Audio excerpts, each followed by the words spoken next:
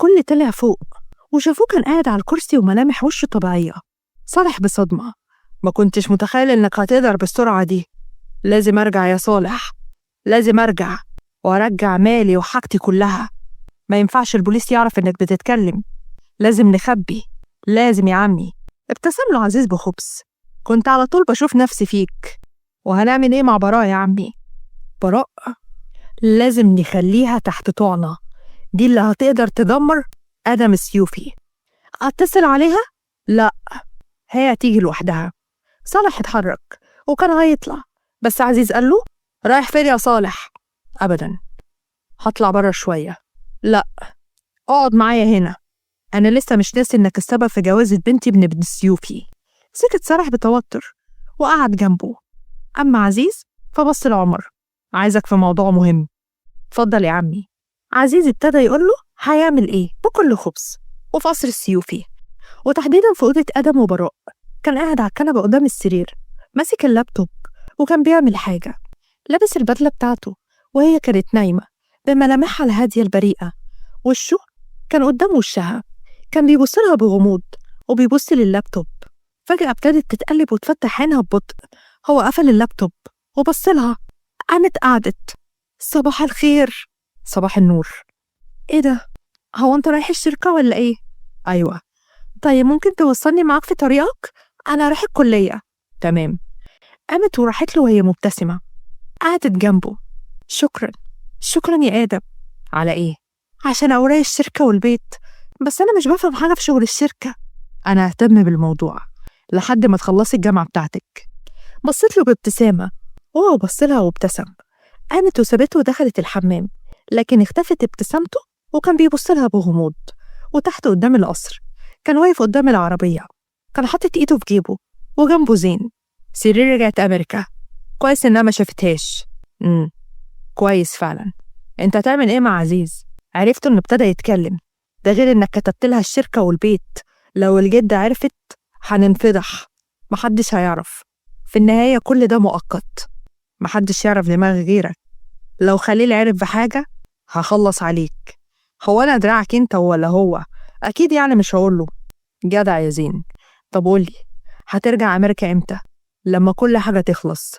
زين هز راسه وسكت لما شاف براء جاية من بعيد واتحرك لعربيته بعيد عنهم. آدم أول ما شافها ابتسم وهي بصت له بابتسامة خفيفة. قربت منه وفتح لها باب العربية وبعدين انطلق بالعربية. وفي كلية التجارة كانت قاعدة رغد ورنا وهم في المحاضرة، ورنا كانت بتبص لكتابها بحزن. في ايه؟ متضايقة يا رغد.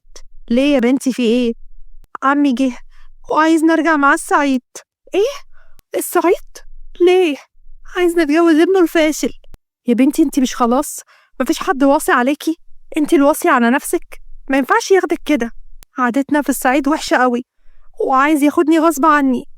هو انتي قلتي انك مش موافقة؟ قلت. رغد فكرت شوية وقالت: طب ما تهربي وتيجي عندي. رنا بحزن والدموع بتتجمع في عينها: مش هينفع، هو عارف عنوانك وانا مش عايزة اعمل مشاكل. معاكي حق، جدتي مستحيل تسمح انك تفضلي عندنا. الاتنين سكتوا. فجأة قالت رغد بفرحة: ايوه زين. بصت لها رنا باستغراب: ماله زين؟ روحي عند زين في شقته، هو مش هيمانع، هو محترم جدا على فكرة ومش هيعملك حاجة. ايه يا بنت الهبل ده؟ لا طبعا ما اقدرش. خلاص اتجوزي ابن عمك الفاشل. لا موافقة خلاص. موافقة. ابتسمت رغد ومسكت تليفونها واتصلت بزين. أما رنا فكانت قاعدة خطوطها حمرا جدا قدام كلية الفنون في عربية آدم. بصيت له براء: آدم. نعم. بصراحة كده في مسابقة آخر الأسبوع وأنا هصمم فستان، كنت عايزاك معايا. تمام، أنا هكون معاكي. هتكون أول واحد. هكون أول واحد. عمري ما تخيلت إن في حد يعاملني كده. اوعي تقللي من نفسك تاني، قلتلك انتي جوهرة، جوهرة نادرة يا براء. حست بدموعها بتتجمع في عيونها. ممكن أزور بابا النهاردة؟ اتنهد. هي كملت وقالت: أرجوك أنا مش هتأخر. تمام، بس ترجعي بدري. هزت راسها بابتسامة: يلا بقى، باي باي. هز راسه وهي نزلت من العربية. هو ابتسم ومشي بالعربية. بصت لعربيته وهي ماشية، وقفت شوية وبعدين جت عربية تاكسي، ركبت وعرفت السواق على العنوان ومشيت، وما كانتش عارفة إن في عيون بتراقبها.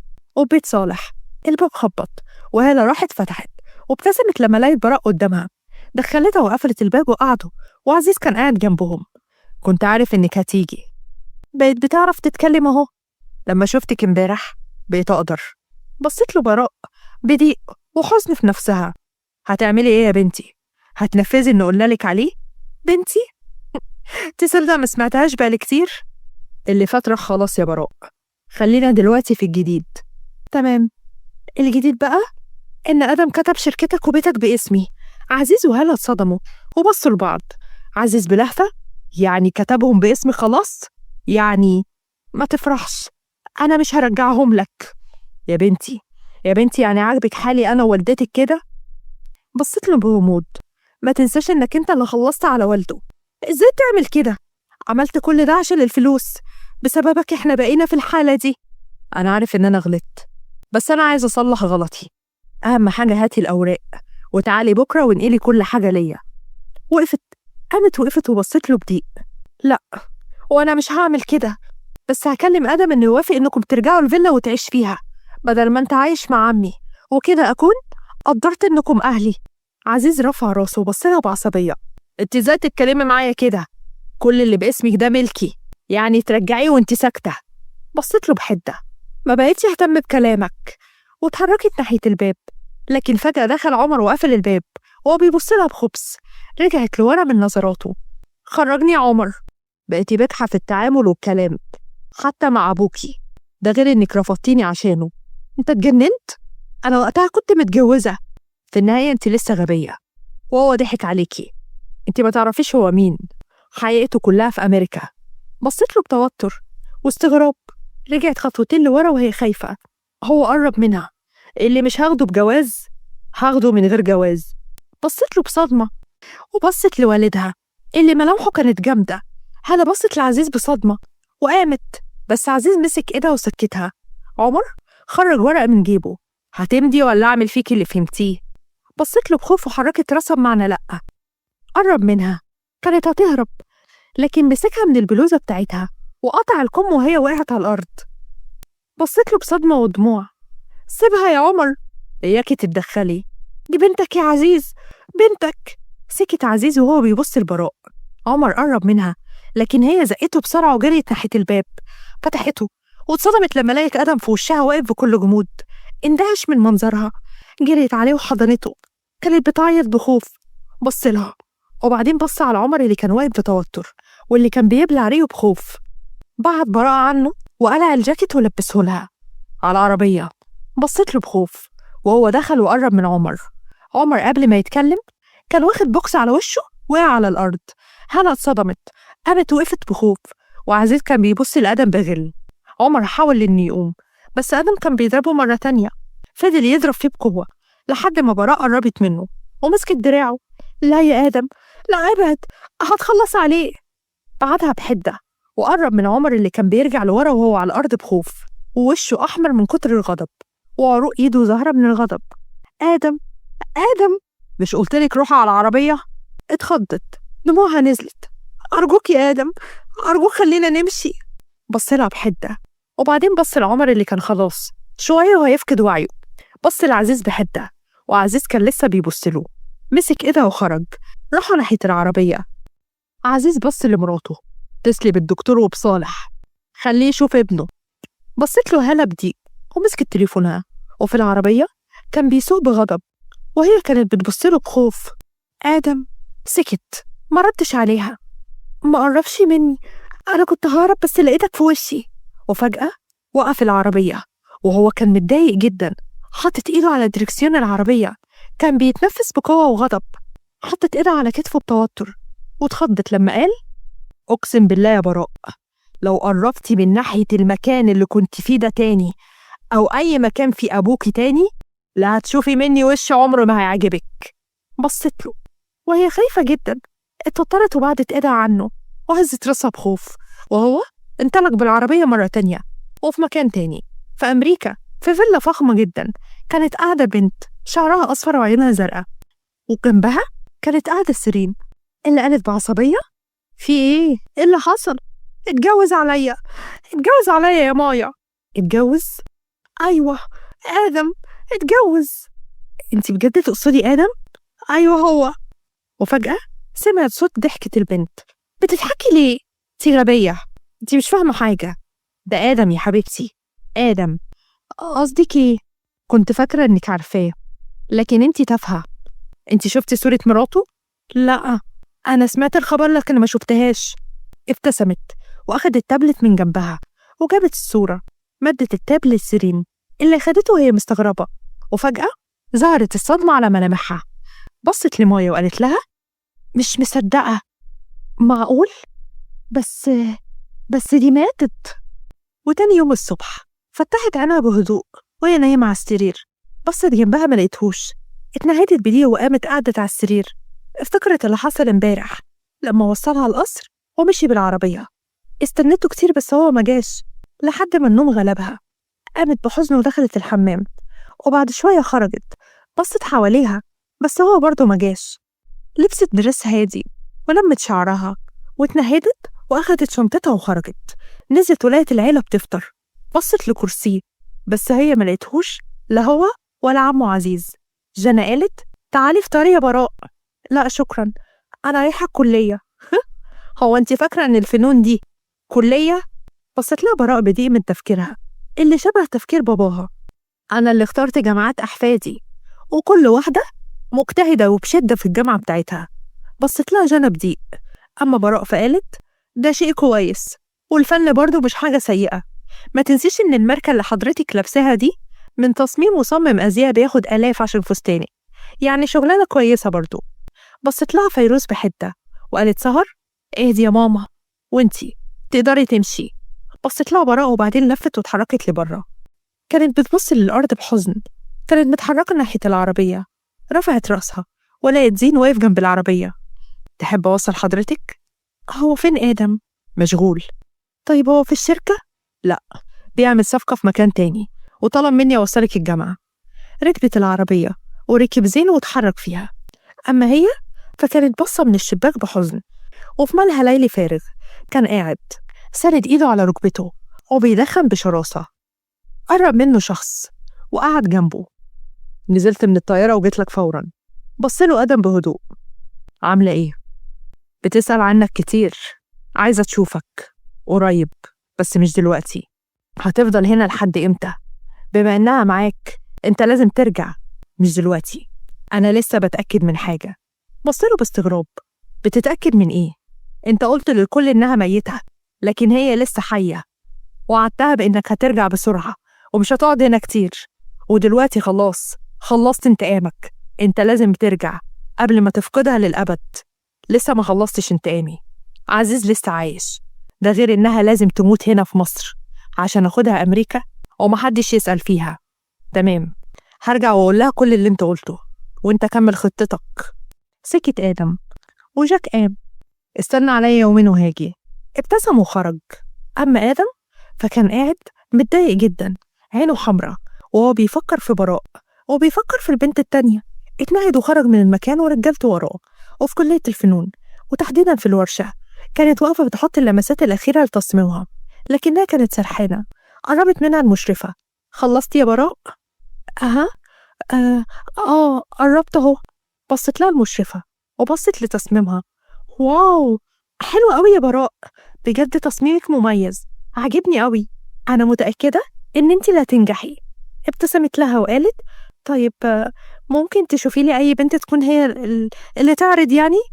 التحفة دي مش هتليق غير على صاحبتها. بصت لها براء باستغراب. إيه؟ ألبسه؟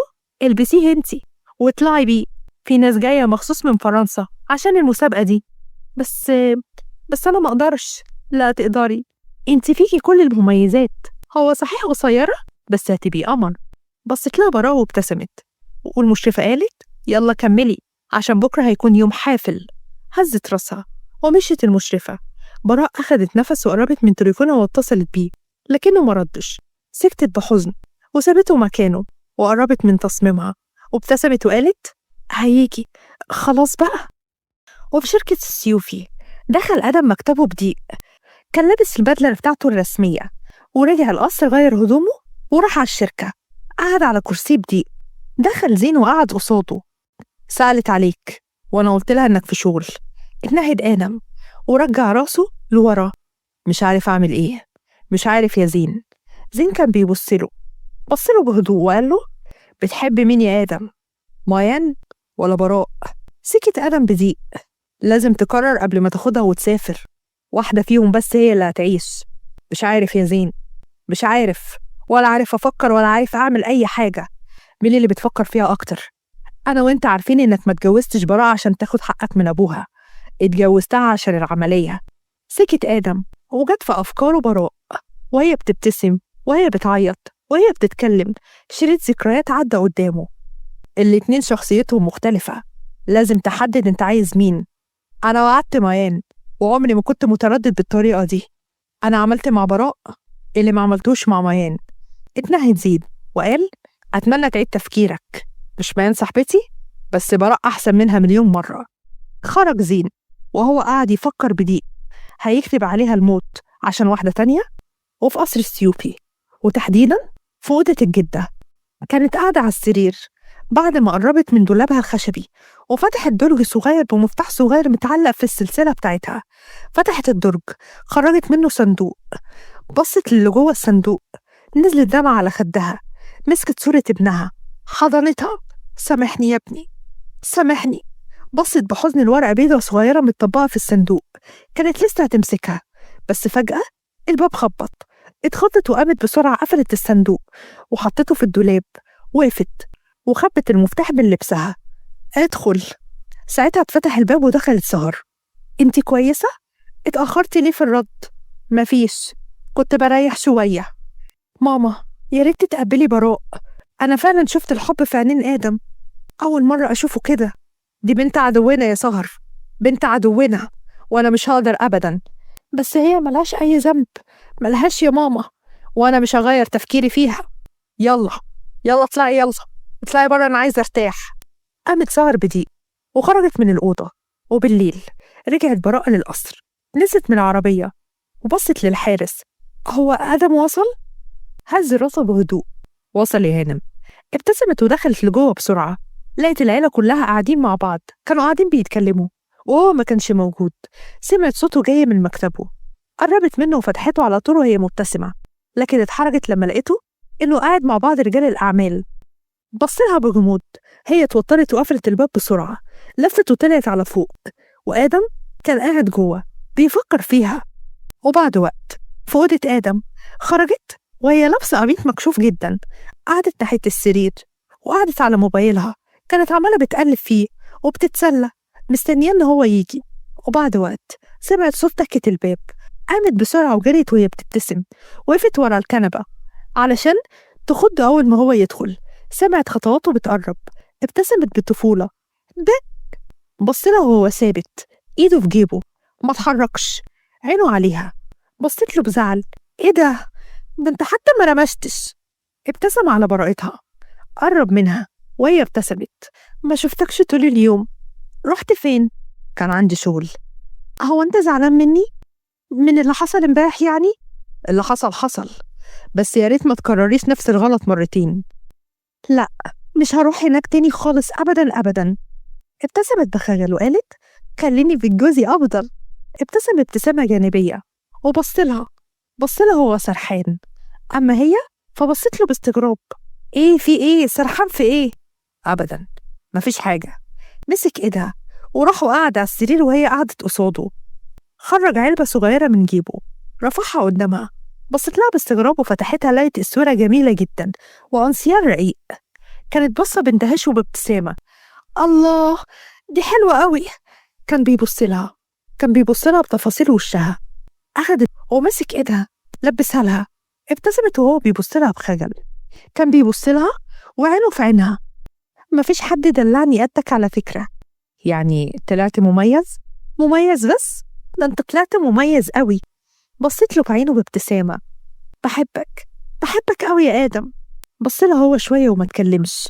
هي كانت بصله بابتسامتها الهادية، ابتسامتها البريئة اللي هو ما بيقدرش أبدا إنه ينساها. ما فرقتش عقله لحظة. رفعت إيدها الصغيرة وحطتها على وشه. أما هو فكان بص لها ابتسامة هادية. وبيك صالح كان قاعد عمر على الكنبة وهو مجبس دراعه ووشه كله أحمر. عزيز بديك، كل حاجة طارت من إيدينا. سليم وهو بيبص بعمر بحدة. لو كنت أنا موجود ما كنت سمحت ليك إنك تقرب منها أصلا. عمر بصله بضيق. هو أنت مش شايف اللي أنا فيه؟ لأول مرة اتفق مع ابن ستيوفي في حاجة، نفسي أشكره أصلا إن هو عمل فيك كده. بصله عمر بحدة. قوم يا سليم، قوم مش وقتك، روح شوف عمك صالح فين. قام سليم بحدة وطلع على فوق. عزيز بص لعمر. عرفت إيه؟ عندها مسابقة بكرة. تمام، خدني أنا عندها بكرة، أنا عايزة أتكلم معاها. تمام، بس مش هنعرف ندخل المسابقة، هنستناها لحد ما تطلع. ماشي، وأنا هستناها. ولحد هنا انتهت الحلقة دي. استنونا الحلقة الجاية، بس مستنية كومنتاتكم وآرائكم وتقولوا لنا توقعاتكم للحلقة الجاية. ولحد هنا انتهت الحلقة، استنونا الحلقة الجاية إن شاء الله. ما تنسوش اللايك على الفيديو، الاشتراك في القناة، يا ريت تتأكدوا انكم فعلين الجرس على الكل عشان يوصلكوا إشعار أول ما ننزل الجديد. واستنونا الحلقة الجاية. أشوفكم على خير. باي باي.